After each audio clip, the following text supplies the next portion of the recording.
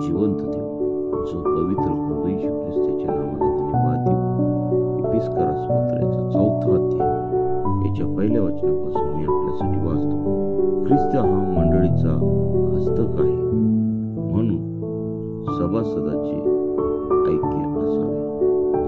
म्हणून जो मी प्रभूमध्ये बंदीवान, तो मी तुम्हाला विनवून सांगतो की तुम्हाला झालेल्या पाचारणात शोभेल असे चाला.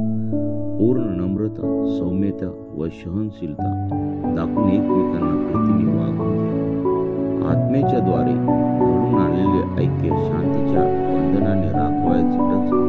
तुम्हा झालेल्या पाचारणातून निर्माण होणारी आशा जशी एकच आहे, तसे शरीरही एकच व आत्मा एकच आहे. प्रभू एकच, विश्वास एकच, बाप्तिस्मा एकच, सर्वावर आणि सर्वांमधून आणि सर्वांच्या ठायी असलेला देव, जो सर्वांचा पिता, तोही एकच आहे.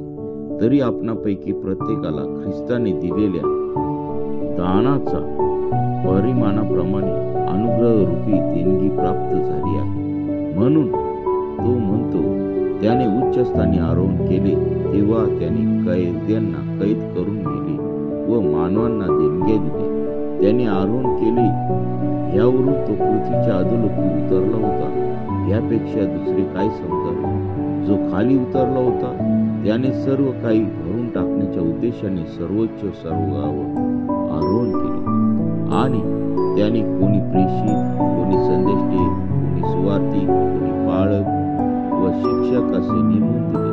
ते यासाठी की त्यांनी पवित्र जनांस सेवेच्या कार्याकरिता व ख्रिस्ताच्या शरीराची रचना पूर्णतेस नेण्याकरिता सिद्ध करावे.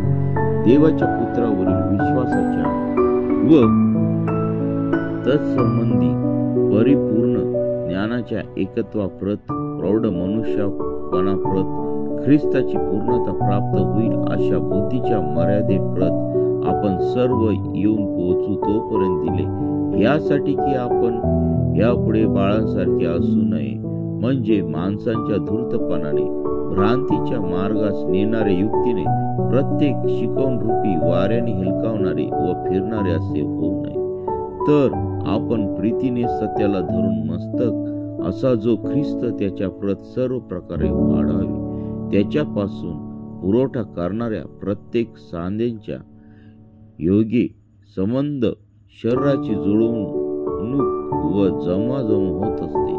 आणि प्रत्येक अंग आपापल्या परिमाणाने कार्य करीत असता आपली रचना प्रीतीमध्ये होण्यासाठी शरीर आपली वृद्धी करून घेते. वाचलेले वचन देवा आशीर्वादित